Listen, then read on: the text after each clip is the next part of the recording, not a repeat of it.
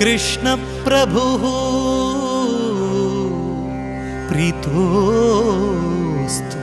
ಕೃಷ್ಣ ಪ್ರಭು.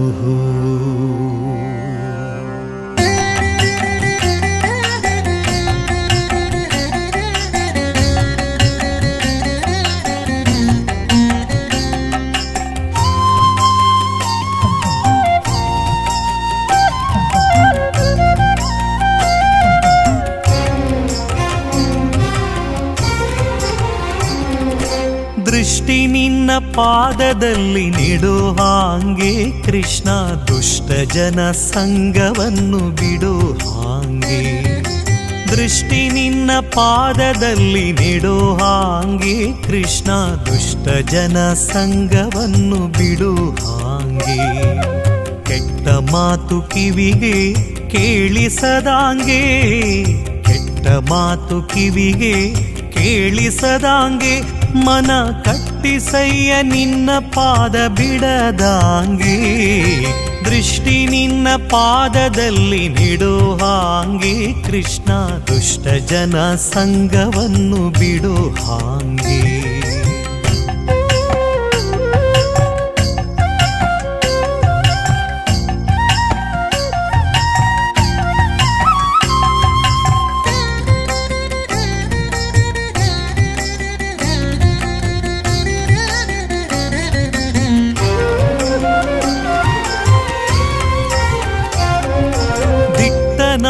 ಕೈಯನೆತ್ತಿ ಕೊಡೋ ಹಾಂಗೆ ಶ್ರೀ ಕೃಷ್ಣ, ನಿನ್ನ ಪೂಜೆಯನ್ನು ಮಾಡೋ ಹಾಂಗೆ.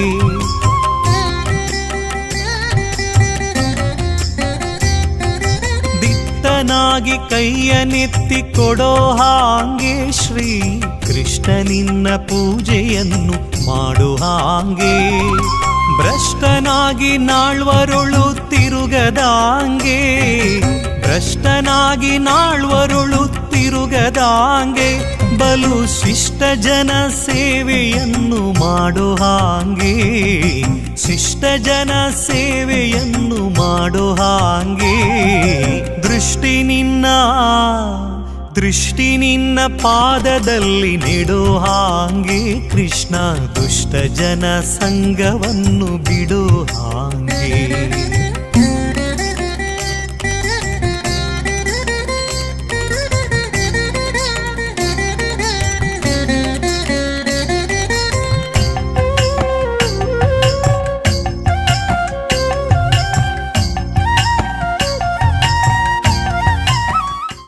ಎಲ್ಲರೂ ದೇವ ದರ್ಶನ ಮಾಡಿಕೊಳ್ಳಿ. ವಿಶ್ವಗುರು ಶ್ರೀ ಮಧ್ವಾಚಾರ್ಯ ಮಹಾಸಂಸ್ಥಾನ ಕಡತಿಲ ಮಠದ ಮಧ್ವಕರಾರ್ಚಿತ ರುಕ್ಮಿಣಿ ಸತ್ಯಭಾಮ ಸಮೇತ ವೇಣುಗೋಪಾಲ ಕೃಷ್ಣದೇವರು ಹುಟ್ಟಿಸಿದ ತಾಯಿ ತಂದೆಯಲ್ಲೋ ನೀನು, ಒಂದು ಹೊಟ್ಟೆಗಾಗಿ ದೈನ್ಯ ಪಡಬೇಕೆ ನಾನು. ಹುಟ್ಟಿಸಿದ ತಾಯಿ ತಂದೆಯಲ್ಲೋ ನೀನು, ಒಂದು ಹೊಟ್ಟೆಗಾಗಿ ದೈನ್ಯ ಪಡಬೇಕೆ ನಾನು. ಪಟ್ಟೆ ಪಟ್ಟಾವಳಿ ಬೇಡಲಿಲ್ಲ ನಾನು, ಪಟ್ಟೆ ಪಟ್ಟಾವಳಿ ಬೇಡಲಿಲ್ಲ ನಾನು. ಎನ್ನ ಗುಟ್ಟು ಅಭಿಮಾನಗಳ ಕಾಯು ನೀನು. ದೃಷ್ಟಿ ನಿನ್ನ ಪಾದದಲ್ಲಿ ನೆಡೋ. ನಂದ ಗೋಪಕುಮಾರಾಯ ಗೋವಿಂದಾಯ ನಮೋ ನಮಃ. ಅಭ್ರಮಂ ಭಂಗರಹಿತಂ ಅಜಡಂ ವಿಮಲಂ ಸದಾನಂದ ತೀರ್ಥಂ ಅತುಲಂ ಭಜೆ ತಾಪತ್ರಯಾಪಹಂ. ಶ್ರೀ ಗುರುಭ್ಯೋ ನಮಃ. ಹಗ್ಗದಿಂದ ಕೃಷ್ಣನನ್ನು ಕಟ್ಟಬೇಕು ಅಂತ ಹೇಳಿಕೊಂಡು ಹಗ್ಗವನ್ನು ಹಿಡ್ಕೊಂಡು ಬಂದಿದ್ದಳು. ಸರಿ, ಕೃಷ್ಣ ಸಿಕ್ಕಿದ, ಸೊಂಟಕ್ಕೆ ಹಗ್ಗವನ್ನು ಬಿಗಿದಳು. ಬಿಗಿದಾಗ ಕಮ್ಮಿ ಆಯಿತು. ಯದ್ಯಪಿ ಕೃಷ್ಣ ಎಷ್ಟು ಪುಟ್ಟವ ಅಂತ ಗೊತ್ತು, ಆದರೂ ಆ ಹಗ್ಗ ಕಮ್ಮಿ ಆಯಿತು. ಸರಿ, ಇನ್ನೊಂದು ಹಗ್ಗ ಬರಲಿ ಅಂತ ಯೋಚನೆ ಮಾಡಿದಳು. ಮತ್ತೊಂದು ಹಗ್ಗವನ್ನು ತಂದರು. ಆ ಹಗ್ಗ ಈ ಹಗ್ಗ ಜೋಡಿಸಿದಳು. ಜೋಡಿಸಿ ಪುನಃ ಸೊಂಟಕ್ಕೆ ಬಿಗಿದಳು, ಆದರೂ ಕಮ್ಮಿ ಆಯಿತು. ಇನ್ನೊಂದು ಹಗ್ಗ ತರಲಿಕ್ಕೆ ಹೇಳಿದಳು. ಅದನ್ನು ಜೋಡಿಸಿದಳು, ದೊಡ್ಡದು ಮಾಡಿದಳು, ಪುನಃ ಸೊಂಟಕ್ಕೆ ಬಿಗಿದಳು, ಕಮ್ಮಿ ಆಯಿತು. ಎಷ್ಟು ಕಮ್ಮಿ ಆಯಿತು? ಶಾಸ್ತ್ರ ವೇದವ್ಯಾಸ ದೇವರಂತಾರೆ, ಎರಡೆರಡೇ ಅಂಗುಲ ಕಮ್ಮಿ ಆದದ್ದು. ತಥಾಪಿ ದ್ವಂಗುಲಂ ನೂನಂ ಯದ್ಯದಾದತ್ತ ಬಂಧನಂ. ಹಟ್ಟಿಯಲ್ಲಿದ್ದಂಥ ಅಷ್ಟೂ ಹಸುಗಳ ಕರುಗಳ ಹಗ್ಗ ಬಂದು ನಿಂತು ಕಟ್ಟುವವರ ಭವ ಕಟ್ಟು ಬಿಡಿಸುವರು. ಯಾರು ದೇವರನ್ನು ಕಟ್ಟಲಿಕ್ಕೆ ತಮ್ಮಲ್ಲಿದ್ದದ್ದನ್ನು ಸರ್ವಸ್ವವನ್ನು ಕೊಡುತ್ತಾರೋ ಅವರ ಸಂಸಾರದ ಕಟ್ಟನ್ನು ಭಗವಂತ ಬಿಡಿಸ್ತಾನೆ ಅನ್ನೋದಕ್ಕೆ ಹಸುಗಳು ಸಾಕ್ಷಿಯಾದವು. ದೇವರನ್ನು ಕಟ್ಟಲಿಕ್ಕೆ ಅಂತ ಇವಳಿಗೆ ಹಗ್ಗ ಬೇಕಿತ್ತು. ಆ ಹಗ್ಗವನ್ನೆಲ್ಲ ತರಲಿಗುವಾಗ ಎಲ್ಲ ಹಸುಗಳು ನನ್ನ ಹಗ್ಗ ತೆಕೋ. ಹಸುಗಳಿಗೂ ಹಟ್ಟಿಯಿಂದ ಬಿಡುಗಡೆ ಆಗುತ್ತೆ. ಕೃಷ್ಣನನ್ನು ಕಟ್ಟಲಿಕ್ಕೆ ಕೃಷ್ಣನಿಗೆ ಕೊಟ್ಟಂತೇನೂ ಆಗುತ್ತೆ. ಆ ದೃಷ್ಟಿಯಲ್ಲಿ ಅಷ್ಟೂ ಹಸುಗಳ ಹಗ್ಗವನ್ನು ತಂದು ಒಂದಕ್ಕೊಂದು ಜೋಡಿಸಿ ಬ್ರಹ್ಮರಥದಷ್ಟು ದೊಡ್ಡ ಹಗ್ಗವನ್ನು ತಂದು ಬಿಗಿದ್ರೂ ಕೂಡ 2 ಅಂಗುಲ ಕಮ್ಮಿ, 3 ಅಂಗುಲನೂ ಅಲ್ಲ, 1 ಅಂಗುಲನೂ ಅಲ್ಲ, 2 ಅಂಗುಲ ಕಮ್ಮಿ ಆಯಿತು. ಆಶ್ಚರ್ಯ ಆಯ್ತಂತೆ. ಯೇಸು ರೂಪವು ಶಿಶುವು ಅಲ್ಲ ಇವ ಅಂತ ಯಾವಾಗ ಅವಳಿಗೆ ಪ್ರಜ್ಞೆ ಬಂದೋ ಆವಾಗ ಕಟ್ಟಲಿಕ್ಕೆ ಸಿಕ್ಕಿದ. ಯಾವ ಹಗ್ಗಕ್ಕೆ ಕಟ್ಟಲಿಕ್ಕೆ ಸಿಕ್ಕಿದ? ಮೊದಲು ಇವಳು ಏನೊಂದು ಪುಟ್ಟ ಹಗ್ಗ ಹಿಡ್ಕೊಂಡು ಬಂದಳು, ಆ ಹಗ್ಗನೂ ಜಾಸ್ತಿ ಆಯ್ತು. ಮೊದಲು ಆ ಹಗ್ಗನೂ ಸಾಕಾಗಿಲ್ಲ, ಯಾವ ಹಗ್ಗಗಳು ಸಾಕಾಗಿಲ್ಲ, ಕೊನೆಗೆ ಮೊದಲು ತಂದ ಹಗ್ಗನೂ ಕೂಡ ಸಾಕಾಯಿತು. ಯಾಕೆ ಅದು 2 ಅಂಗುಲ ಯಾಕೆ ಕಮ್ಮಿ ಆಯಿತು ಅಂದ್ರೆ ವಾದಿರಾಜ ಶ್ರೀಪಾದರು ಮಧ್ಯೆ ಪ್ರವೇಶ ಮಾಡ್ತಾರೆ. ನಮ್ಗೆ ಯಾರಿಗೂ ಗೊತ್ತ, ಮಧ್ವರು ಹೇಳಲಿಲ್ಲ, ವ್ಯಾಸರು ಗುಟ್ಟು ಬಿಟ್ಟಿಲ್ಲ. ಯಾಕೆ ವಾದಿರಾಜರು ಹೇಳಬೇಕು ಅಂತ ಅವರಿಬ್ಬರು ಕೂಡ ಬಿಟ್ಟಾಗ ವಾದಿರಾಜರು ತಿಳಿಸಿಕೊಡ್ತಾ ಇದ್ದಾರೆ, ಒಬ್ಬ ವ್ಯಕ್ತಿಗೆ ದೇವರ ಬಳಿ ಸೇರ್ಬೇಕು ಅಂತಂದ್ರೆ ಬೇಕಾದದ್ದು 3. ಒಂದು ಜ್ಞಾನ, ಭಕ್ತಿ, ವೈರಾಗ್ಯ. ಇದು 3. ಹಾಗೆ ಹೇಳಬಾರದು. ಜ್ಞಾನ, ಭಕ್ತಿ, ವೈರಾಗ್ಯ ಅಂತ ಹೇಳಬಾರ್ದು. ಯಾಕೆ ಅಂದ್ರೆ ಅವಸರದಲ್ಲಿ ಜ್ಞಾನ ಭಕ್ತಿಗಳಲ್ಲೇ ವೈರಾಗ್ಯ ಅಂತೂ ಅರ್ಥ ಬಂದಿದೆ. ಆದ್ರಿಂದ ಹೇಗೆ ಹೇಳಬೇಕು ಅಂತಂದ್ರೆ ವೈರಾಗ್ಯ, ಜ್ಞಾನ, ಭಕ್ತಿ ಅಂತ ಹೇಳಬೇಕಂತ. ಇದು ನಮ್ಮ ಮಾತಲ್ಲ, ದಾಸರು ಹೇಳಿದ ಮಾತು. ದಾಸರಿಗೆ ಗೊತ್ತಾಯ್ತು ಈ ಭಾರಿ ಬುದ್ಧಿವಂತರಿದ್ದಾರೆ ಇವರು ಜನಗಳು ಅಂತ ಹೇಳಿ ದಾಸರಿಗೆ ಗೊತ್ತಾಗ ಅವ್ರು ಏನ್ ಮಾಡಿದ್ರು ಅಂತಂದ್ರೆ, ಏನು ಒಲ್ಲೆ ಹರಿ ನಿನ್ನ ಸ್ತುತಿಸಿ ಕೇಳುವುದು, ಜ್ಞಾನ ಭಕ್ತಿ ಕೊಡು ಎನಗೆ ಇದುವೇ ದೊಡ್ಡದು. ಹಾಗಾದ್ರೆ ಮೊದಲು ಏನು ಒಲ್ಲೆ ಅಂದ್ರೆ ವೈರಾಗ್ಯ ಅಂತ ಅರ್ಥ. ಆಮೇಲೆ ಜ್ಞಾನ ಭಕ್ತಿ ಅಂತ ಹೇಳಿಕೊಂಡು ಒಬ್ಬ ವ್ಯಕ್ತಿ ಭಗವಂತನನ್ನು ಹೊಂದಬೇಕು ಅಂತ ಅಂದ್ರೆ ಅವನಿಗೆ ಬೇಕಾದದ್ದು 3. ಆ 3ರಲ್ಲಿ 2ರ ಕೊರತೆ ಇವಳಲ್ಲಿ ಉಂಟು. 1 ಮಾತ್ರ ಉಂಟು, 2ರ ಕೊರತೆ ಉಂಟು. ಏನು 1 ಉಂಟು? ದೇವರಲ್ಲಿ ಪ್ರೀತಿ ಉಂಟು. ದೇವರಲ್ಲಿ ಪ್ರೀತಿ ಅಲ್ಲ, ಕೃಷ್ಣನಲ್ಲಿ ಪ್ರೀತಿ ಉಂಟು. ಕೃಷ್ಣ ಎನ್ನ ಮಗು ಅಂತ ಹೇಳಿಕೊಂಡು ಪ್ರೀತಿ ಇತ್ತು. ಜ್ಞಾನನೂ ಇಲ್ಲ, ವೈರಾಗ್ಯನೂ ಇಲ್ಲ. ಜ್ಞಾನ ಯಾಕಿಲ್ಲ? ಒಂದು ವೇಳೆ ಶಿಶುವಲ್ಲ, ಇದು ಕೃಷ್ಣ ದೇವರು ನಾರಾಯಣ ಅಂತ ಗೊತ್ತಿದ್ದರೆ ಕಟ್ಟಲಿಕ್ಕೆ ಬರ್ತಿರ್ಲಿಕ್ಕಿಲ್ಲ. ಗೊತ್ತಿಲ್ಲ, ಅದರಿಂದ ಕಟ್ಟುತ್ತೇನೆ ಅಂತ ಬಂದಳು. 2ನೇದ್ದು ವೈರಾಗ್ಯ ಇಲ್ಲ. ಯಾಕೆ ಸಿಟ್ಟು ಬಂದದ್ದು? ಮನೆಯಲ್ಲಿದ್ದಂತ ಹಾಲು ಮೊಸರಿನ ಭಾಂಡ ಒಡೆದ ಈ ಕೃಷ್ಣ. ಹಾಲೆಲ್ಲ ವ್ಯರ್ಥ ಆಯಿತು, ಮಾರಾಟಕ್ಕೂ ಇಲ್ಲ, ತಿನ್ಲಿಕ್ಕೂ ಇಲ್ಲ ಅಂತ ಆಗಿ ಬಿಡ್ತು ಅಂತ ಹೇಳಿ. ಆದ್ರೆ ವೈರಾಗ್ಯನೂ ಇಲ್ಲ, ಕೃಷ್ಣ ದೇವರು ಅಂತ ತಿಳುವಳಿಕೆನೂ ಇಲ್ಲ. ಕೃಷ್ಣನಲ್ಲಿ ಭಕ್ತಿ ಅಂದ್ರೆ ಪ್ರೀತಿ ಮಾತ್ರ ಉಂಟು. ಆದ್ರಿಂದ ಕೃಷ್ಣ ತೋರಿಸಿದ 2ರ ಕೊರತೆ ಉಂಟು ನಿನಗೆ, ಅದನ್ನು ಸರಿ ಮಾಡಿಕೊಂಡು ಬಾ, ನಾನು ನಿನಗೆ ಕಟ್ಟಲಿಕ್ಕೆ ಸಿಗ್ತೇನೆ ಅಂತ ತಿಳಿಸುವುದಕ್ಕೋಸ್ಕರ ತಥಾಪಿ ದ್ವಂಗುಲಂ ನೂನಂ, 2 ಅಂಗುಲ ಕಮ್ಮಿ ಆಯಿತು. ಹಾಗೆ ಕೃಷ್ಣನನ್ನು ಕಟ್ಟಿ ಹಗ್ಗ ಉಳಿಯಿತಲ್ಲ, ಏನ್ ಮಾಡುವುದು ಅಂತ ಆಲೋಚನೆ ಮಾಡಿದ್ದಳಂತೆ. ಕೊನೆಗೆ ತೋರಿದಂತೇನು, ಇವ ಇಷ್ಟು ಅನ್ಯಾಯ ಮಾಡಲಿಕ್ಕೆ ಕಾರಣ ಯಾರು, ಅವರನ್ನು ಇವನ ಜೊತೆಗೆ ಕಟ್ಟಿ ಬಿಡೋಣ ಅಂತ ಹೇಳಿಕೊಂಡು. ಯಾರು ಸಹಾಯ ಮಾಡೋರು ಯಾರು ಅಂತಂದ್ರೆ ಮತ್ತೆ ಯಾವ್ದಲ್ಲ, ಒಳಲು ಉಂಟಲ್ಲ, ಒರಳು, ಅದು ಸಹಾಯ ಮಾಡ್ತದೆ. ಯಾಕೆ?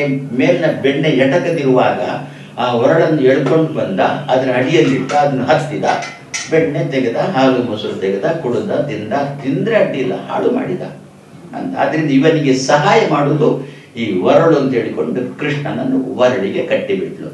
ಒರಳನ್ನು ಕೃಷ್ಣನಿಗೆ ಕಟ್ಟಿದ್ಲು, ಕೃಷ್ಣನನ್ನು ಯಾಕೆ ಇಬ್ರು ಸಮಾನರು, ಇಬ್ರು ಕೂಡ ಒಂದೇ ರೀತಿ ಅನ್ಯಾಯ ಮಾಡುವುದ್ರಲ್ಲಿ ಇಬ್ರು ಒಂದೇ ರೀತಿ ಕಟ್ಟಿದ್ರು, ಬಿಟ್ಟು. ಕೃಷ್ಣ ಏನ್ ಮಾಡಿದ? ಹೇಳ್ಕೊಂಡು ನಮಗೆ ಕತೆ ಗೊತ್ತು. 2 ಅದನ್ನು ಅರ್ಜುನ ವೃಕ್ಷಗಳು ಅಂತ ಕರೀತಾರೆ. ಸಂಸ್ಕೃತದಲ್ಲಿ ನೀವೇನು ಕರಿತೀರಿ ಗೊತ್ತಿಲ್ಲ. 2 ಮರಗಳು ಜೊತೆಗೆ ಬೆಳೆದಿತ್ತು. ಅದರ ಮಧ್ಯದಲ್ಲಿ ಕೃಷ್ಣ ನುಸುಳಿದ. ಕೃಷ್ಣನಿಗೆ ಏನು ಬಂಧನ ಇಲ್ಲ, ಕೃಷ್ಣನನ್ನು ತಡೆಯುವವರು ಯಾರೂ ಇಲ್ಲ. ಆದ್ರಿಂದ 2 ಮರಗಳ ಮಧ್ಯದಲ್ಲಿ ಕೃಷ್ಣ ಹೋದ. ಈ ಸಹಾಯ ಮಾಡಿದ್ದುಂಟಲ್ಲ, ಅದಕ್ಕೆ ಬಂಧನ ಉಂಟು. ಅದು ಆ 2 ಮರಗಳನ್ನು ದಾಟಿ ಹೋಗ್ಲಿಕ್ಕೆ ಅದಕ್ಕಾಗಿಲ್ಲ. ಕೃಷ್ಣ ಹೇಳಿದಾಗ 2 ಮರ ಬಿತ್ತು, ಕೃಷ್ಣ ಮುಂದೆ ಹೋದ. ಮರದಿಂದ ಇಬ್ರು ಎದ್ರು, ಕೃಷ್ಣನ ಸ್ತೋತ್ರ ಮಾಡಿದ್ರು, ಮೇಲೆ ಹೋದ್ರು. ಏನಿದು ಒಟ್ಟಿಗೆ ಇದರ ಸಂದೇಶ ಏನು ಅಂತ ಕೇಳಿದರೆ, ಈ ಮರಕ್ಕೆ ಕೃಷ್ಣನ ಸಂಪರ್ಕ ಆಗಿದೆ. ಆ ಒಡಲದು ಮರದ್ದು ತಾನೆ, ಅದಕ್ಕೆ ಕೃಷ್ಣನ ಸಂಪರ್ಕ ಆಗಿದೆ. ಫಲಿತಾಂಶ ಏನಾಯಿತು? ಆ 2 ಮರಗಳಲ್ಲಿದ್ದಂಥ ಚೇತನಕ್ಕೆ ಉದ್ಧಾರ ಆಯಿತು. ಅಂದ್ರೆ ನಮ್ಮ ಪೂರ್ವಿಕರು ನಾವು ದೇವರ ಸಂಪರ್ಕದಲ್ಲಿ ಇದ್ದೆವು ಅಂತಂದರೆ ಆವಾಗ ನಮ್ಮ ಮುಂದಿನ ಪೀಳಿಗೆಗೆ ಉದ್ಧಾರ ಆಗುತ್ತೆ ಎನ್ನುವ ಸಂದೇಶವನ್ನು ಕೃಷ್ಣ ತಾನು ಸಮಾಜದಲ್ಲಿ ಇದರಲ್ಲಿ ಕೊಟ್ಟ, ಈ ಮೂಲಕ ಕೊಟ್ಟ. ಅದರಿಂದ ಹಿರಿಯರಂದ್ರು ಏಷ್ಟವ್ಯಾಹ ಭಾವಪುತ್ರ, ತುಂಬ ಮಕ್ಕಳನ್ನು ಪಡೆಯಬೇಕು ಅಂತಂದ್ರು. ಏಷ್ಟವ್ಯಾಹ ಭಾವಪುತ್ರ, ಯಾಕೆ? ಇದು ಏಕೋಪಿ ಗಯಾಮೃದೇತು. ಆ 100 ಮಕ್ಕಳಲ್ಲಿ ಒಬ್ಬ ಗಯಾ ಕ್ಷೇತ್ರಕ್ಕೆ ಹೋಗಿ ನಮ್ಗೆ ಪಿಂಡ ಪ್ರದಾನ ಮಾಡಿದ್ರು ಸಾಕು, ನಮ್ಗೆ ಮಕ್ಕಳು ಹುಟ್ಟಿದ್ರು ಸಾಕು. ನೇಷ್ಟವ್ಯಾಹ ಭಾವಪುತ್ರ, ಬೇಡಪ್ಪ ಮಕ್ಕಳು ತುಂಬಾ ಬೇಡ. ಏಕೋಪಿ ಸುರಾಂ ಪಿಬೇತ್, ಒಬ್ಬ ಕಳ್ಳು ಕುಡಿದ್ರು ಸಾಕಂತೆ. ಅಷ್ಟು ಮಕ್ಕಳು ಅಪ್ಪ ಎಲ್ರಿಗೂ ನರಕ ಆಯ್ತಂತೆ. ಅದರಿಂದ ಏನು ಮಕ್ಕಳು ಬೇಕೋ ಬೇಡ ಅಂತಂದ್ರೆ ಪಾಂಡವರಂತಹ ಮಕ್ಕಳು ಅಂತಾದ್ರೆ ತುಂಬಾ ಇರ್ಲಿ, ಧೃತರಾಷ್ಟ್ರನ ಮಕ್ಕಳು ಅಂತಾದ್ರೆ ಒಂದೂ ಬೇಡ ಅಂತ ಹೇಳಿಕೊಂಡು ಈ ಸಂದೇಶವನ್ನ ಕೃಷ್ಣ ಕಥೆ ಮೂಲಕ ಸಮಾಜಕ್ಕೆ ಕೊಟ್ಟಿದ್ದ ಎಂಬಲ್ಲಿಗೆ ನಮ್ಮ 8ನೇ ದಿವಸದ ಭಾಗವತ ಇದು. ಅದ್ಯಾಕೆ ಅಂತ ಯಾರೋ ಕೇಳಿದ್ರು, 8ನೇ ದಿವಸ ಭಾಗವತ ಯಾಕೆ? ನಮ್ಮ ಕೃಷ್ಣನಿಗೆ 8 ಅಂದ್ರೆ ಬಹಳ ಯಾಕೆ? ಅವ 8ನೇ ಮಗುವಾಗಿ ಅವತಾರ ಮಾಡಿದ್ದು. ದಶಾವತಾರಗಳಲ್ಲಿ 8ನೇ ಅವತಾರ. ಅವತಾರ ಮಾಡಿದ ತಿಥಿಯು ಕೂಡ 8ನೇದ್ದೆ. ಅವನಿಗೆ ಹೆಂಡತಿಯರು ಕೂಡ 8, ಲೆಕ್ಕಕ್ಕೆ 8. ಇವತ್ತು ತಿಥಿಯು ಅಷ್ಟಮಿ. ಇದನ್ನೆಲ್ಲ ಮನಗಂಡ ಆಚಾರ್ಯ ಮೊದಲು ಪೂಜೆಗೂ 8 ಜನ ಇರಲಿ ಅಂತ ಹೇಳಿಕೊಂಡು ನೇಮಕ ಮಾಡಿ. ಹೀಗೆ ಎಲ್ಲವೂ ತಾರೀಖು 8. ಆಂಗ್ಲರನ್ನು ಬಿಡೋದು ಬೇಡ. ಹೀಗೆ ಎಲ್ಲರ 8ನ ನಂಟಿರತಕ್ಕಂಥ ಕೃಷ್ಣನ ಪೂಜೆ ಈ ದಿವಸ ಈ ಮನೆಯಲ್ಲಿ ವೈಭವದಿಂದ ನಡೆದರೆ ಆ ಕೃಷ್ಣ ನಮ್ಮ ನಂಟನ್ನು ಅವ ಸದಾಕಾಲ ಇಟ್ಟುಕೊಳ್ಳಿ ಅಂತ ಆಶಿಸಿ 2 ಮಾತು ಇವತ್ತು ಕೃಷ್ಣ ಪಕ್ಷ ಹಾಗೆ ಅಂತೂ ನಮ್ಮೆಲ್ಲರ ನಂಟನ್ನು ಕೃಷ್ಣ ಸದಾಕಾಲ ಇಟ್ಟುಕೊಳ್ಳಿ ಅಂತ ಆಶಿಸಿ 2 ಮಾತನ್ನು ಕೃಷ್ಣ ದುಷ್ಟ ಜನ ಸಂಗವನ್ನು ಬಿಡು ಹಾಂಗೆ,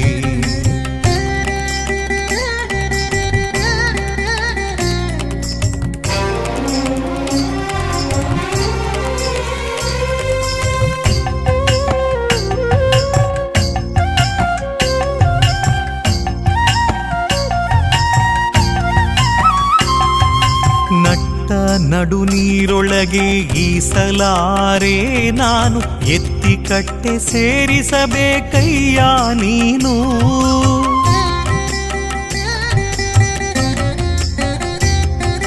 ನಟ್ಟ ನಡು ನೀರೊಳಗೆ ಈಸಲಾರೆ ನಾನು, ಎತ್ತಿ ಕಟ್ಟೆ ಸೇರಿಸಬೇಕಯ್ಯ ನೀನು.